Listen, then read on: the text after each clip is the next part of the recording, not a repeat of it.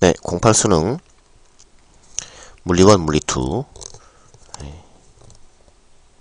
기출문제 풀이를 시작하도록 하겠습니다. 이 정리한 그 분류한 파일은 다음 카페 직관물리에 있고요. 더 자세한 더 많은 강의는 아프리카TV 직관물리에서 볼 수 있습니다. 그림은 일직선상에서 운동하는 장난감 자동차의 위치를 시간에 따라 나타낸 것이다. 이 자동차의 운동에 대한 설명으로 옳은 것을 보기에서 모두 고른 것은 기억 0초부터 2초까지 속력은 일정하다. 자, 주어진 게 ST 그래프죠. 그래서 0초부터 2초까지의 속력이라고 물었기 때문에 기울기를 따지시면 됩니다. 근데 0초부터 2초까지 기울기가 계속 변하죠. 그래서 기억은 틀렸습니다. X. 니은 0초부터 10초까지 이동한 거리.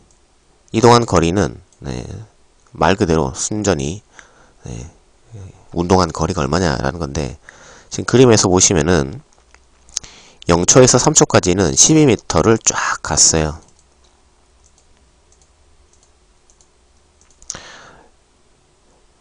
그 다음에 3초부터 10초까지 다시 12m를 다시 되돌아왔어요. 그러므로 전체 이동거리는 24m죠. 그래서 기억, 니은 둘 다 틀렸습니다. 자, 이거는 뭐 땡큐 베리 머치 문제네요. 기억, 니은 둘 다 틀렸으니까 답은 그냥 2번인 거죠. 디귿은 풀 필요가 없습니다. 자, 근데 우리는 아직 실전이 아니니까 디귿도 풀어보겠습니다. 2초일 때 운동방향. 네, 운동방향은 속도의 부호를 뜻합니다. 즉 기울기를 뜻하는 거죠. 그래서 2초일 때는 기울기가 양의 값입니다.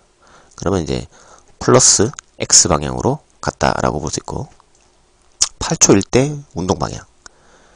운동방향은 기울기니까 8초일 때 기울기는 마이너스입니다. 8초일 때는 마이너스 X방향으로 운동을 한 거죠. 그러므로 2초일 때와 8초일 때 운동방향은 반대다. 맞습니다. 정답은 2번입니다.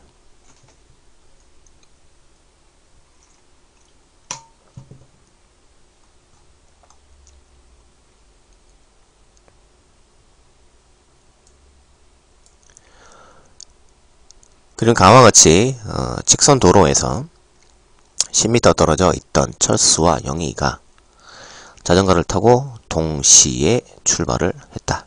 동시에. 근데 같은 위치에서 출발한 게 아니라 10m 철수가 접어주고 운동을 시작을 했네요.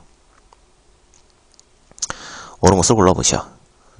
이 문제는 VT 그래프 문제입니다. VT 그래프에서 기울기는 가속도고 면적은 이동거리죠. 기억 0에서 4초까지 가속도는 일정하냐, 즉 기울기는 일정하냐. 0에서 4초까지 0에서 4초까지 철수의 기울기는 일정합니다. 기억은 맞습니다. 등가속도 운동이죠. 니은 0초에서 8초까지 평균 속력은 얼마냐. 원래 평균 속력은 전체 총 시간분의 총 이제 이동거리인데, 영희 같은 경우는 0초에서 8초까지 총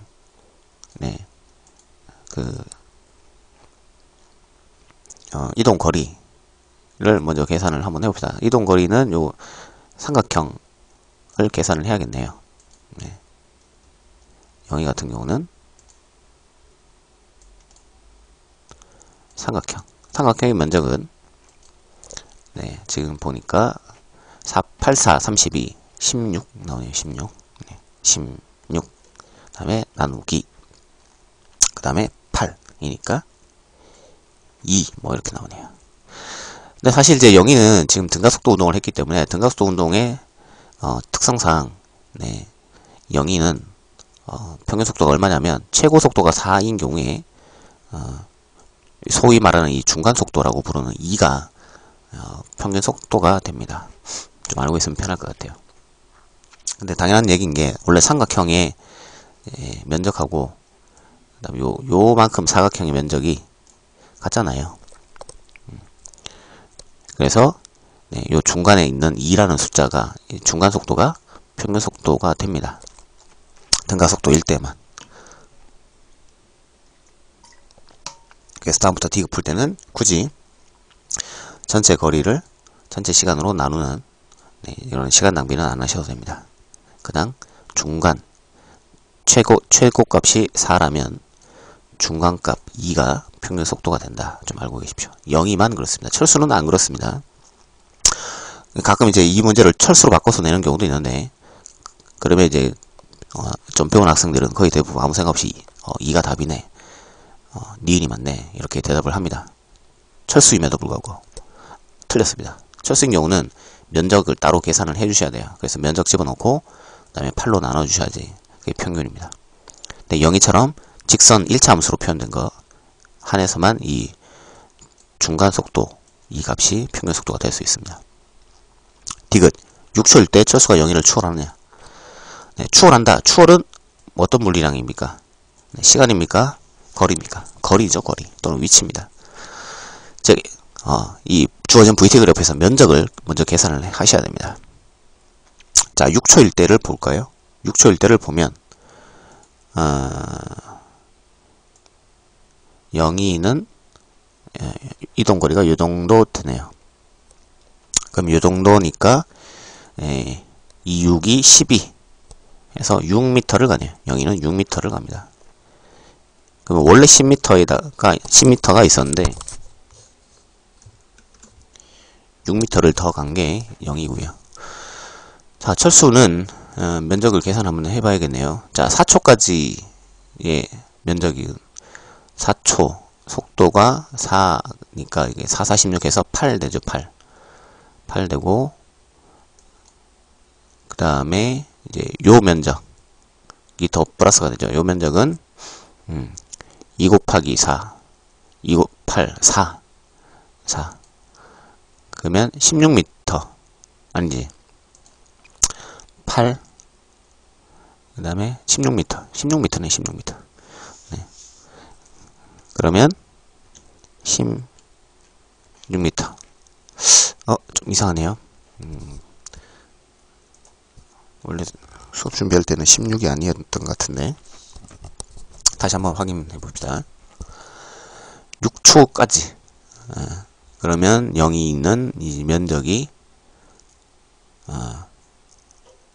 6, 3, 18 9 나오네. 9 네.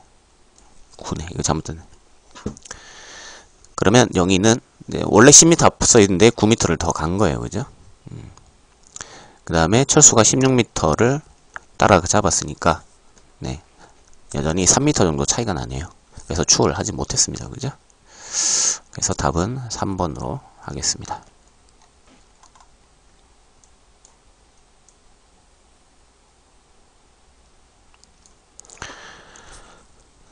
자, 그 다음에 2차원 문제네요. 네, 지금까지 1차원 문제, 운동 문제인데 지금 2차원 운동 문제입니다.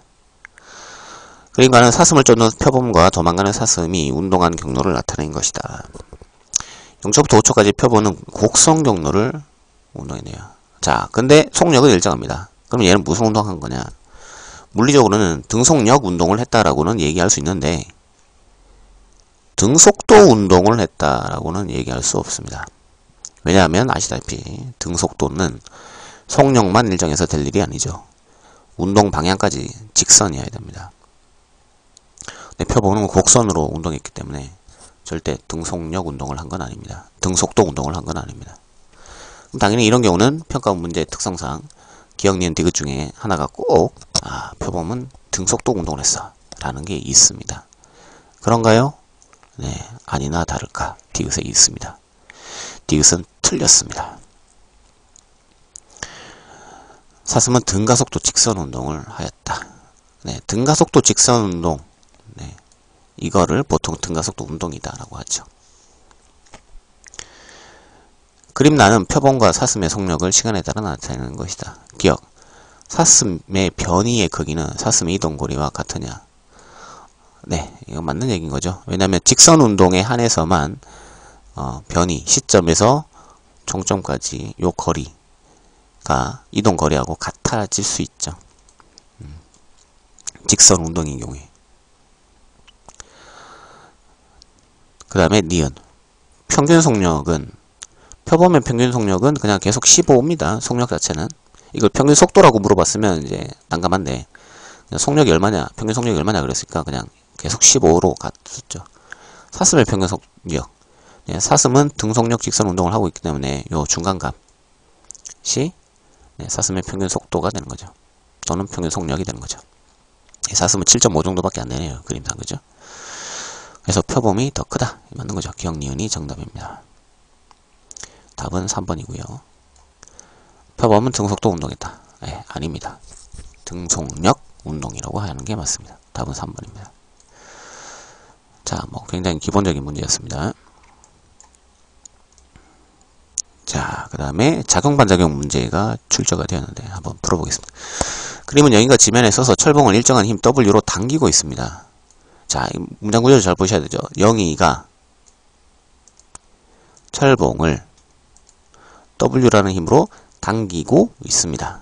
자, 이런 경우는 무조건 평가원에서는 반작용을 물어봅니다. 반작용은 주어 목적어를 바꿔주면 되죠. 그죠?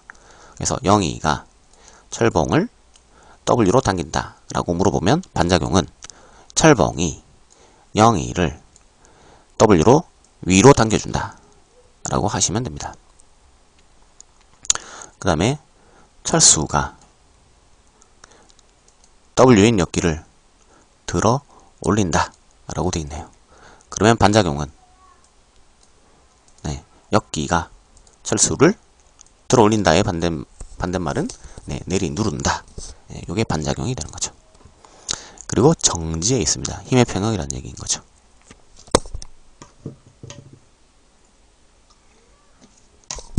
기억. 철봉이 영희를 당기는 힘. 아까 했었죠. 그죠? 영희가 철봉을 W로 당기고 있으면 반작용은 철봉이 영희를 당기는 힘입니다. 요거는 W죠. 그 다음에 철수가 역기를 떠받치는 힘. 철수가 W인 역기를 떠받치니까 W입니다. 같다. 기억 맞죠? 그 다음 니은. 지면이 영희를 떠받치는 힘의 크기. 자, 원래 영희는 mg라는 힘이 있었단 말이에요. 그래서 영희가 가만히 서 있었으면 그냥 이제 지면이 영희를 떠받치는 수직 강력은 mg일 텐데, 영희가 철봉을 W로 당기고 있으면 반작용이 철봉이 영희를 W로 위로 당겨주죠. 그러면 mg에서 W만큼 수직 강력은 줄어들게 됩니다. 자, 이것은 지면이 철수를 떠받치는 힘과 같으냐? 지면이 철수를 떠받치는 힘은 mg에다가 역기 무게까지 합쳐서 mg 플러스 w 뭐 이렇게 되는 겁니다. 자, 그 다음에 디귿.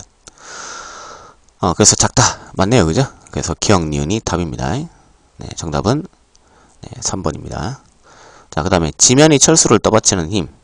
수직 강력이죠. 그죠? 그 다음에 역기가 철수를 누르는 힘은 작용 반작용이냐? 아니죠. 지면이 철수를 떠받치는 힘은 mg 플러스 w예요. 그죠? 그 다음에 역기가 철수를 누르는 힘은 w고요. 그죠? 그래서 이 두 힘은 작용 반작용도 아니고 힘의 평형도 아니고 아무것도 아닙니다. 그래서 정답은 3번. 그런 문제입니다.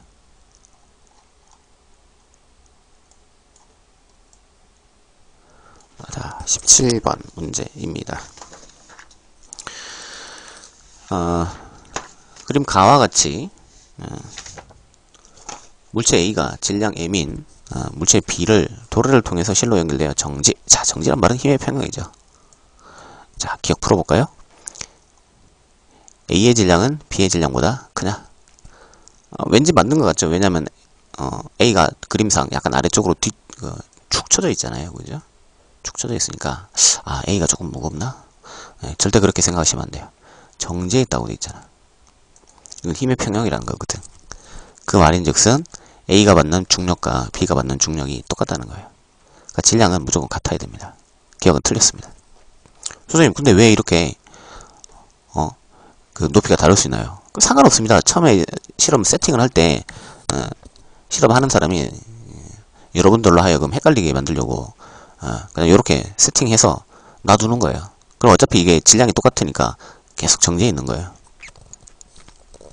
그래서 이거는 낚시성 문제였습니다. 자, 기억은 틀렸고 질량 똑같습니다. 둘 다 M입니다. 그 다음에 그림란은 가해 상태에서 B를 연직 방향에 일정한 힘. 자, 일정한 힘을 주면 보통 물체는 무슨 운동을 하냐면 등가속도 운동을 합니다. 그러므로 당연히 등가속도 공식을 써서 문제를 푸시면 돼요. 계속 단계에서 A와 B의 높이가 같아지는 순간, 자, 높이가 같아졌답니다.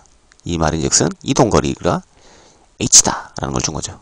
왜냐면 지금 얘네들 최초에 이쪽 양단의 그 높이차가 2h였으니까 높이가 같아지면 이동거리는 h가 되는 거죠. 그래서 출제자기도는 h만큼 이동했다라는 거를 이제 물어보는 겁니다. 자, 그래서 여러분들은 뭐 굳이 이거 뭐 국어적으로 언어 능력이 뭐 탁월해야지 풀 수 있는 건 아니고요. 그냥 읽어보고 h만큼 이동했구나 이렇게 차분하게 찾아내시면 문제 풀 수 있어요. 자, 니은 A와 B의 높이가 같아지는 순간 A의 속력은 얼마냐? 라고 물어봤네요. 속력 한번 찾아보고 그 다음에 나 그림에서 실이 B를 당기는 힘의 크기는 얼마냐? 한번 찾아보겠습니다. 자, 우선 속력을 물어봤잖아요.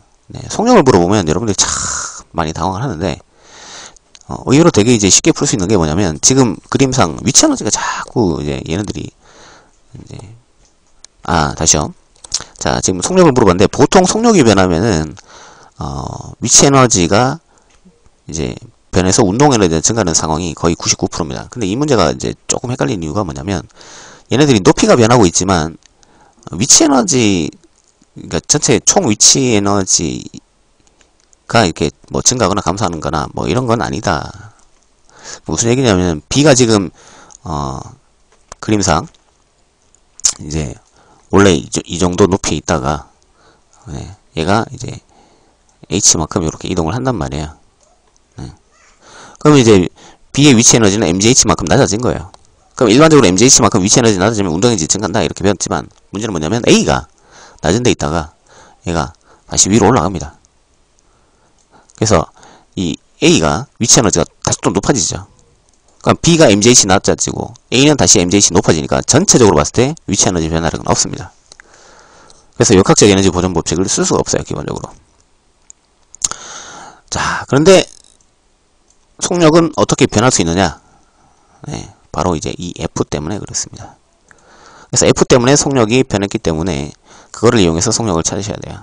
그래서 일단 이제 좀 생각을 하셔야 될 게 이 F 때문에 아까도 말씀드렸죠. 일정한 F다라고 했기 때문에 등가속도 운동을 한다고 그랬죠. 여러분들 등가속도 운동하면 무슨 공식이 자연스럽게 나와야 됩니다. 등가속도 공식이 자연스럽게 나와야 됩니다. 아까도 말씀드렸는데 그래서 속력은 이라고 물었으면 이거는 사실은 등가속도로 풀어라 라는 문제인 거죠.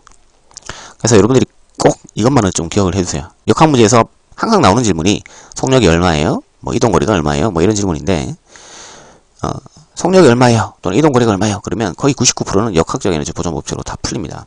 이거는 뭐 어쩔 수 없어요. 문제가 거의 그런 식으로 나옵니다. 알고 있으면 편합니다. 그래서 속력은 얼마예요? 그러면 무조건 역학적 에너지 보존 법칙. 거리가 얼마예요? 무조건 역학적 에너지 보존 법칙. 근데 지금은 역학적 에너지 보존 법칙을 쓸 수가 없어요. 그런 경우는 뭘 써야 되냐? 등가속도 공식을 쓸 수도 있다라는 거예요. 안 되는 경우도 있는데 지금은 됩니다. 왜냐하면 일정한 힘의 F라고 있기 때문에. 그래서 등가속도 공식을 써가지고 니은을 찾아보겠습니다. 근데 등가속도 공식 쓰려면은 반드시 뭐가 이제 주어져야 되냐면 가속도가 주어져야 됩니다. 근데 여기서는 이제 가속도가 얼마다라는 게 안 주어졌죠. 그래서 첫 번째는 가속도 구하고 두 번째는 등가속도 공식 이제 구하고 그래야지만 니은을 풀 수 있습니다. 자, 다시 한번 말씀드리는데 첫 번째는 역학적 에너지 보존 법칙을 써야 됩니다. 역학적 에너지 보존 법칙을 써야 되고 근데 이게 안 되는 경우가 있단 말이에요. 그럴 때는 등가속도 공식을 써야 됩니다. 근데 등가속도 공식은 반드시 뭘 수반해야 되냐면 가속도를 수반해야 됩니다. 근데 가속도는 뭐에 의해서 결정할 수 있냐면 운동 방정식에서 결정할 수 있죠. 자, 지금은 역학적 에너지 보존 법칙을 쓸 수가 없습니다. 그래서 푸는 방법은 운동 방정식 세워서 가속도 구하고 그 다음에 등가속도 공식 써서 속력을 구하면 됩니다. 됐죠? 자, 그러면 기억 니은하고 이거 둘 다 풀어보겠습니다.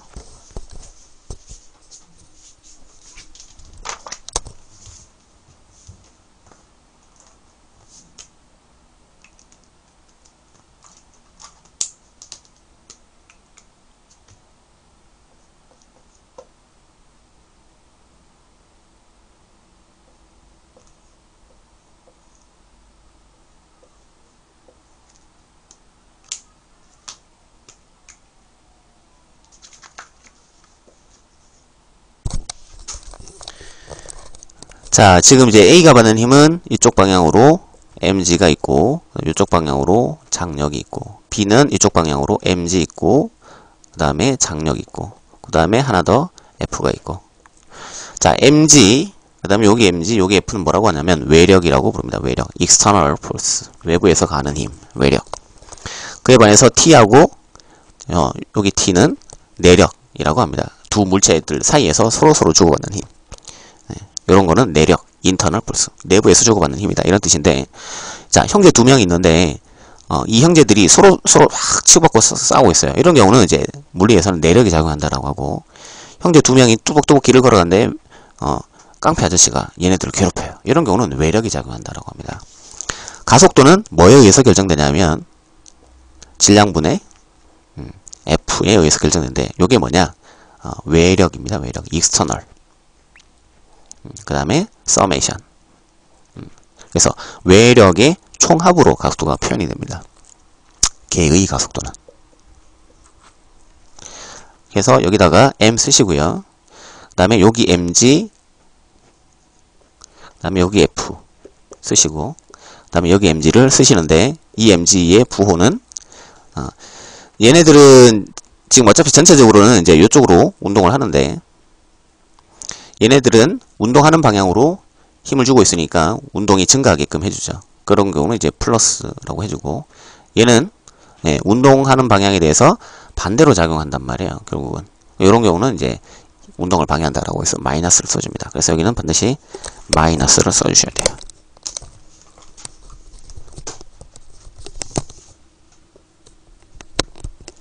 그래서 이제 결국 이제 남게 되는 거는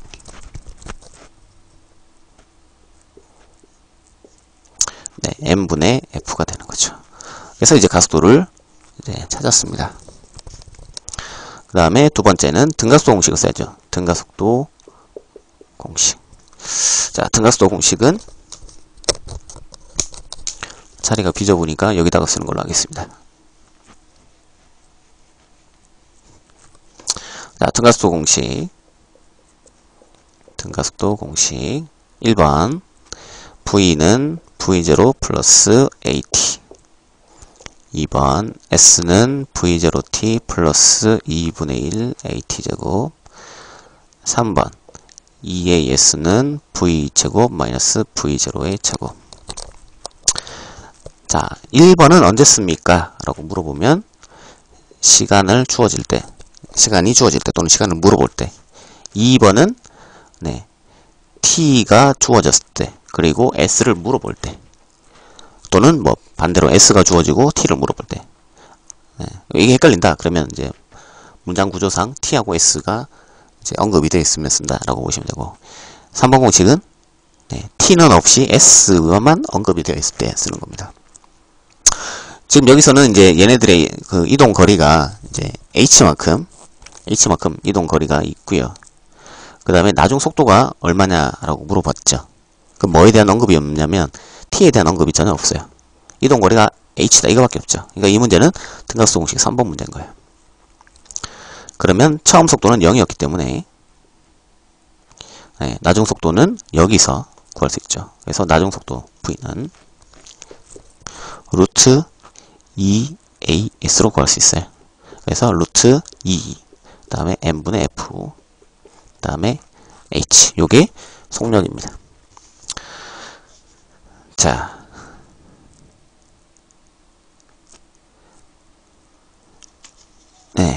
그래서 니은이 이거 중요한 실수를 했네요. 여기는 총질량을 써야 되거든요. 왜냐면 개의 가속도이기 때문에 전체 총질량을 써야 되면. 자, 실수했네요. 2m, 2m, 2m, 2m 이렇게요. 그래서 여기서 2가 이렇게 떨어집니다. 그러면 이제 니은은 맞는 걸로 되고, 그 다음에 디귿에서 뭘 물어봤냐면 실이 B를 당기는 힘이 얼마냐 라고 물어봤어요.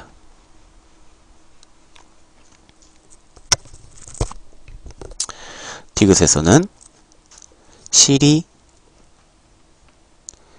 B를 당기는 힘이 얼마냐 라고 물어봤어요. 자, 실이 B를 당기는 힘을 장력이라고 하고요. 요거는 이제 내력이라고 내력으로 분류를 합니다. 자, 요런 이제 내력인 경우에는 이 녀석의 크기를 구하시오.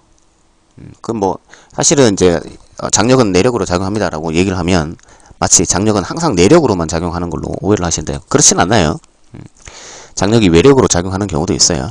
예를 들어서 이제 수평면에 물체가 놓여 있고 실이 있고 요 실의 장력이 10N이다 라고 하면 장력이 10N인 거예요. 이런 경우는 이제 외력으로 보는 거예요. Anyway, 어쨌든 이제 장력을 물어봤습니다. 그러면 이제 관련 공식이 떠올라야겠죠. 자, 장력은 관련 공식이 있나요? 네, 없습니다. 그게 장력의 특징입니다. 탄성력만 하더라도 F는 KX라고 해서 관련 공식이 있죠. 근데 장력은 관련 공식이 없어요. 근데 이런 경우는 어떻게 구하느냐? 예, 요령이죠. 무조건 운동방정식을 세워서 푸시면 돼요. F는 MA를 세우시면 돼요. 꼭 알고 계시기 바랍니다. 장력은 공식이 없어요. 그래서 장력의 크기를 물어보면 절대 공식으로 풀라고 하시면 안 됩니다. 그러면 어떻게 풀어야 되냐? 무조건 운동방정식으로만 푸셔야 됩니다. 자, 그러면 운동방식 한번 세워봅시다. 그 전에 자유물체도를 먼저 이렇게 그려놓고 시작을 하겠습니다. 자, 그 다음에 운동은 이쪽으로 하고 있죠. 운동하는 방향 쪽으로 힘들은 운동을 도와주니까 플러스, 그 다음에 장력은 운동 반대 방향이니까 운동을 방해하죠. 그럼 마이너스 이렇게 해주시면 돼요.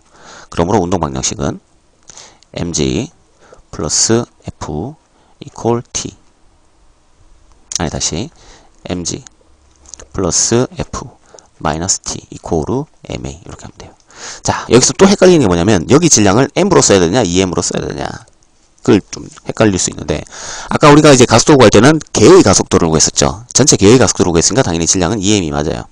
근데 지금은 B의 운동에 대해서만 운동 방정식 세웠기 때문에 B의 질량인 M을 쓰는 게 맞습니다. 자, 그 다음에 가속도는 얼마였냐? 여기서 2m분의 F였죠. 2m분의 F 뭐 이렇게 됩니다. 그럼 여기서 mm 떨어지니까 2분의 F가 되죠.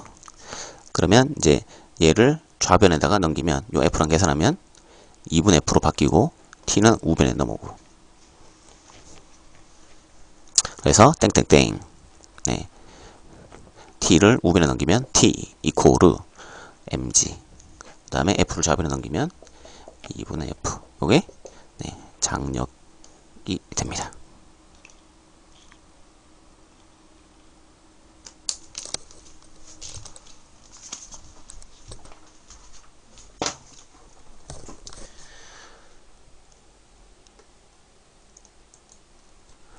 자, 그래서 니은 속력을 구하시오라고 했는데 여기서는 역학적 에너지 보존이나 등각수 공식 두 가지가 있는데 가능한데, 여기서는 역학적 에너지 보존은 쓸 수 없기 때문에 등각수 공식을 써야 된다. 그 다음에 등각수 공식은 운동 방정식에서 구해야 된다. 그래서 구했더니만 이제 니은 아까 맞는 걸로 나왔고, 이제 디귿 힘의 크기, 여기서 실이 비를 당기는 힘의 크기를 장력이라고 하는데, 장력은 공식이 없다라고 말씀드렸습니다. 공식이 없어서 운동 방정식 세우면 이제 그걸 구할 수 있다. 그래서 17번 문제 자체, 이 문제 자체는 사실은 어려운 문제는 아닙니다. 사실 굉장히 기본적인 문제인데, 이 문제를 막상 출제를 했는데도 불구하고 여러분들이 못 푼 이유는 기본적으로 물리에서 속력을 물어보면 어떻게 풀어야 되는지를 여러분들이 몰라서, 그 다음에 물리에서 실이 비를 당기는 힘의 크기는 어떻게 구하는지를 여러분들이 몰라서 못 풀었던 것 뿐이지, 알면 그냥 여러분들이 풀 수 있는 그런 문제였던 거예요. 근데 사실 이제 국가고시 거의 대부분은요 이런 식으로 나옵니다. 그러니까 시험장에서 막상 풀라고 하면 잘 안 풀리는데 나중에 이제 해설지를 보면 별거 아니었구나 라는 생각이 드는 거죠. 그럼 어떤 식으로 대비를 해야 되느냐, 공부는 어떻게 해야 되느냐, 방금 말씀드린 것처럼 속력이라고 물어보면 역학적 에너지 보존 법칙이나 등가속도 공식으로 풀 수 있다 라는 걸 머릿속에 집어넣거나 또는 노트에 따로 공식처럼 정리를 해 두셔야 됩니다.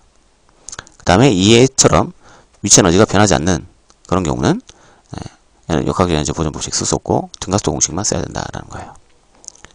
그 다음에 실의 장력은 공식이 없기 때문에 운동 방식 세워서 풀어라 라는 게 오늘의 교훈입니다. 자, 그러면 오늘은 일단 여기까지만 하고 마치는 걸로 하겠습니다.